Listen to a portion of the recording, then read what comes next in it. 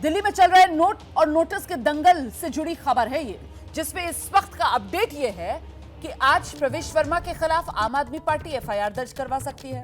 दरअसल महिलाओं को 1100 रुपए बांटने का मामला, जिसको लेकर आम आदमी पार्टी की तरफ से कहा जा रहा है कि साहब ये चुनाव को प्रभावित करने के लिए और ये नोट देकर वोट लेने का पूरा खेल है। इसी को लेकर आम आदमी पार्टी 1100 रुपए जो महिलाओं को बांटे जा रहे थे प्रवेश वर्मा के घर से, इस मामले में पुलिस से शिकायत दर्ज करवाएगी।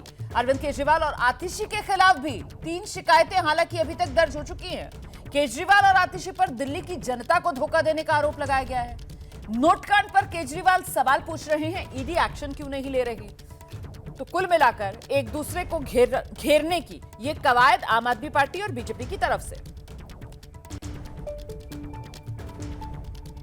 सारी agencies, election commission, ED, CBI, police, income tax, सारी एजेंसीज बिल्कुल बेबस हो गई हैं। कोई एजेंसी कोई एक्शन नहीं ले सकती। सरेआम जनतंत्र के अंदर वोट खरीदे जा रहे हैं और कोई एजेंसी कोई एक्शन नहीं ले पा रही है। ये हमारे देश में हो क्या रहा है। और वहीं प्रवेश वर्मा की तरफ से 1100 रुपए बांटने के आरोप पर अरविंद केजरीवाल सवाल पूछ रहे हैं कि ईडी और सीबीआई अब कहां हैं। प्रवेश वर्मा अपने ऊपर लगे आरोपों को जातीय रंग दे रहे हैं। प्रवेश वर्मा की तरफ से कहा जा रहा है केजरीवाल के देशद्रोही वाले बयान पर भड़के हुए प्रवेश वर्मा, केजरीवाल ने पूरी जाट कौम को देशद्रोही कह दिया, ये प्रवेश वर्मा की तरफ से कहा जा रहा है। मेरे परिवार के लोगों ने देश के लिए जंग लड़ी है। मेरे पिताजी हमेशा लोगों की मदद करते रहे हैं। मैं भी लोगों की सहायता ही कर रहा हूं।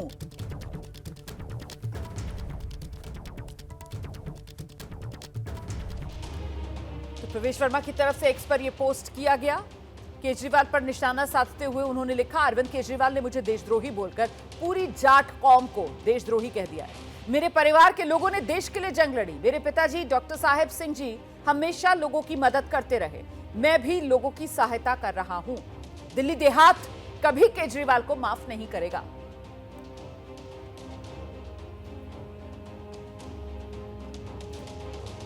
और आइए सीधे आपको लेकर चलेंगे। हमारे साथ हमारे 2 सहयोगी इस वक्त मौजूद है। दीपक रावत हमारे साथ जुड़ गए हैं, साथ ही बलराम पांडे भी इस वक्त हमारे साथ मौजूद है। पहले दीपक रावत का रुख करते हैं और जरा जानते हैं दीपक रावत से कि वो 1100 रुपए बांटने का मामला जो कल गरमाया, आपकी रिपोर्ट देश ने देखी, कैसे महिलाएं घर से बाहर निकल रही थी और वो कह रही थी उन्हें 1100 रुपए दिए जा रहे हैं। लेकिन इसमें प्रवेश वर्मा की तरफ से तो सफाई आ गई ना, वो कह रहे हैं कि साहब वो तो मदद करते रहते हैं, लोगों को पैसे बांटने में क्या दिक्कत है। तो फिर अब किस आधार पर आम आदमी पार्टी एफआईआर कराने की तैयारी में है दीपक?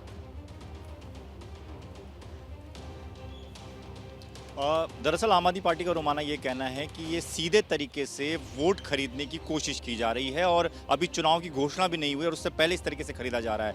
और भी जगह कैंप लगाए गए हैं, सिर्फ कल की बात नहीं है, कुछ और जगह पे कैंप लगाए गए हैं, वहाँ पर भी ये कार्ड बनाए जा रहे हैं। और कार्ड बांटने के दौरान ये कहा जा रहा है कि इस कार्ड को लेकर आपको प्रवेश वर्मा का जो सरकारी आवास है, जो अभी तक उन्होंने खाली नहीं किया, हालांकि वो अब सांसद नहीं है, लेकिन उस सरकारी आवास पर बुलाया गया और कहा गया कि 1100 रुपये वहाँ दे दिए जाएंगे। और उनका अकाउंट नंबर भी जो है वो नोट किया जा रहा है और कहा जा रहा है कि इस महीने कैश दे रहे हैं और अगले महीने से उनके अकाउंट में पैसे आएंगे। तो ये लगातार हो रहा है, कोशिश ये की जा रही है कि इसको एक तरीके से लोगों को खरीदने की। और यही वजह है कि नई दिल्ली विधानसभा क्षेत्र में जहां पर ये हो रहा है, वहीं से एक शख्स ने कल शिकायत भी दी है बाराखंबा थाने में और कहा है कि लोगों को भ्रमित करने की कोशिश की जा रही है, सीधे तौर पर वोट की खरीद की जा रही है। और यही मुद्दा जो है आम आदमी पार्टी भी उठा रही है। आम आदमी पार्टी के नेताओं का ये कहना है कि इस पर ईडी सीबीआई की भी रेड होनी चाहिए। वो एजेंसियां क्यों नहीं देख रही कि अगर इतना कैश कोई बांट रहा है अपने सरकारी आवास से, अपने घर से, तो क्यों वहां पता नहीं किया जा सकता कि कितनी मात्रा में वहां पर कैश रखा हुआ है। हालांकि प्रवेश वर्मा ने साफ तौर पर यह कहा कि उनकी संस्था है,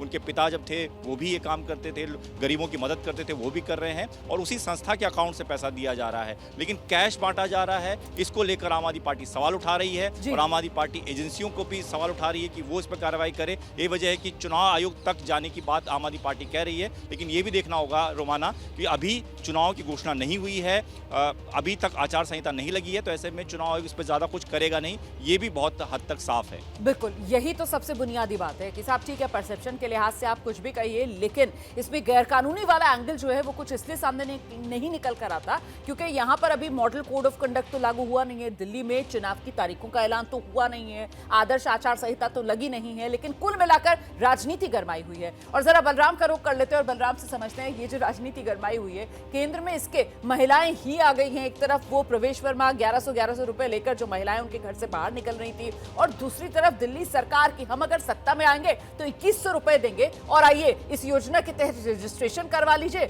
जिसको खुद दिल्ली सरकार के विभाग ही पब्लिक नोटिस जारी करके कहते हैं कि साहब ये मामला धोखाधड़ी का है।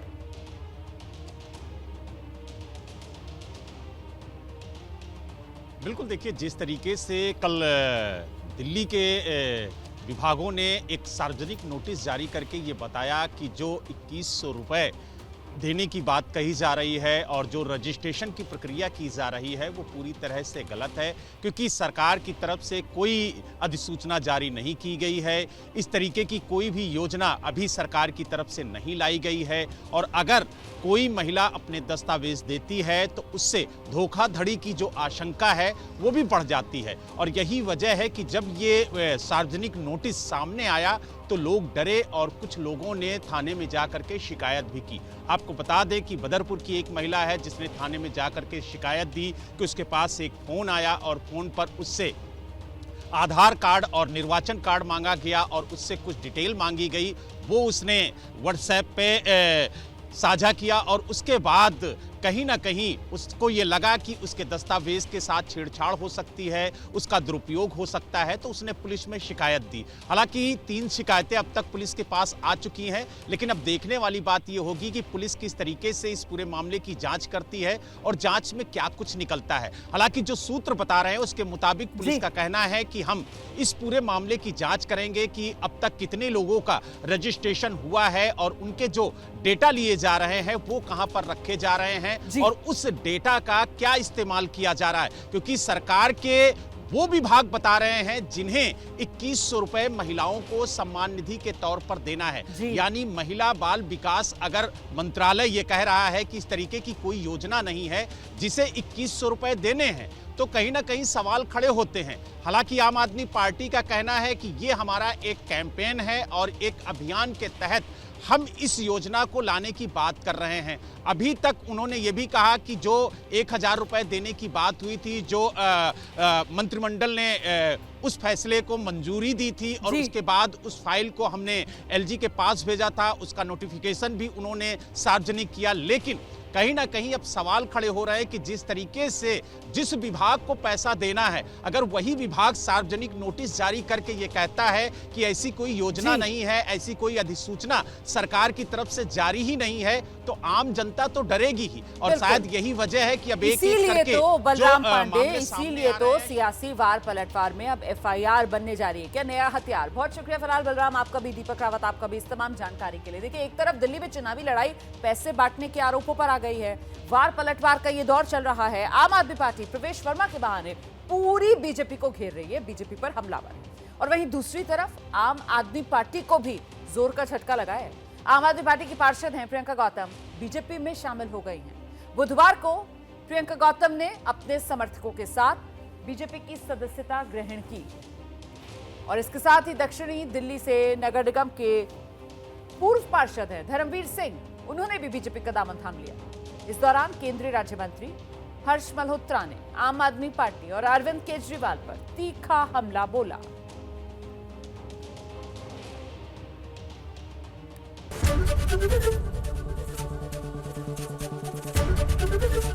एबीपी गंगा, खबर आपकी, जुबान आपकी।